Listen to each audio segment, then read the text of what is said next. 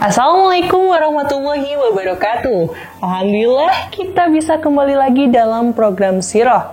Mungkin banyak yang belum tahu nih, ternyata ada sejarah di balik nama Abdul Muthalib, kakeknya Rasulullah SAW. Penasaran kan? Mubasyarah ila qissatihi.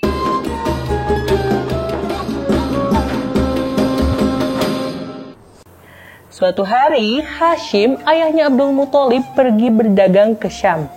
Ketika melewati Yathrib atau Madinah, ia tertarik kepada seorang wanita bernama Salma binti Amr. Diketahui kalau Salma ini adalah seorang wanita baik-baik dan terpandang di Madinah. Tapi ia sudah menjadi janda karena suaminya meninggal. Mendengar ini, Hashim memutuskan untuk melamar Salma dan Salma pun menerimanya. Mereka akhirnya menikah. Hashim yang merupakan orang asli Mekah tinggal di Madinah menemani istrinya dalam beberapa waktu. Singkat cerita, Salma pun mengandung seorang anak. Tapi sayangnya, Hashim harus melanjutkan bisnis ke luar negeri. Dan inilah kali terakhir Salma melihat suaminya. Karena Hashim tidak pernah kembali lagi.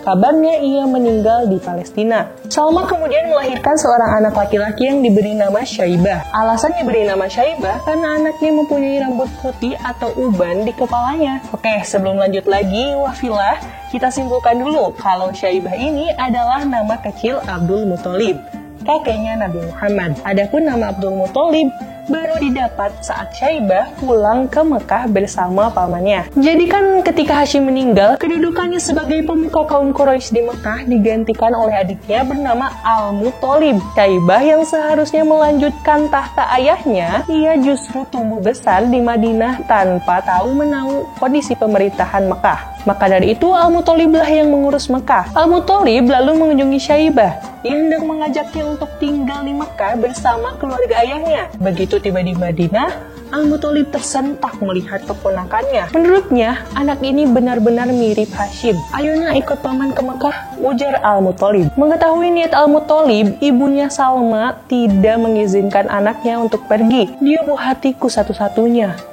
Wajahnya lah yang selalu mengingatkanku pada wajah Hashim. Aku juga menyayangi Hashim," jawab Al-Muthalib. Dengan setengah memohon, Al-Muthalib berkata, "Bukan cuma aku, tetapi penduduk kota Mekah juga menyayanginya. Mereka pasti akan senang sekali menyambut kedatangan putra Hashim." Begitu melihat wajah anak ini, rasa sayangku timbul kepadanya. Seolah-olah aku melihat Hashim hidup kembali dan berdiri di hadapanku. Maka izinkanlah aku, hai Salma, untuk pergi membawanya. Al-Muthalib menjelaskan bahwa Mekah adalah kerajaan ayahnya Hashim, yang mana kepemimpinan Mekah harus dilanjutkan oleh anaknya. Salma kemudian memandang Syaibah dengan mata yang berkaca-kaca. Hatinya ingin agar putra satu-satunya itu tetap tinggal.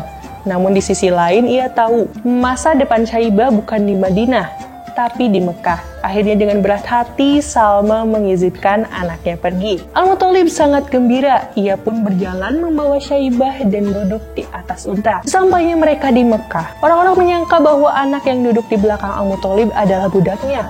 Maka orang-orang memanggil Syaibah Abdul Muthalib, budak Muthalib. Disinilah pertama kali nama tersebut terdengar. Awalnya Al-Muthalib menyangkalnya, "Celaka kalian, dia bukan budakku, dia anak kakakku Hashim." Tapi karena orang-orang terlanjur menyebutnya demikian, maka nama Syaibah pun terlupakan dan Abdul Muthaliblah yang terkenal.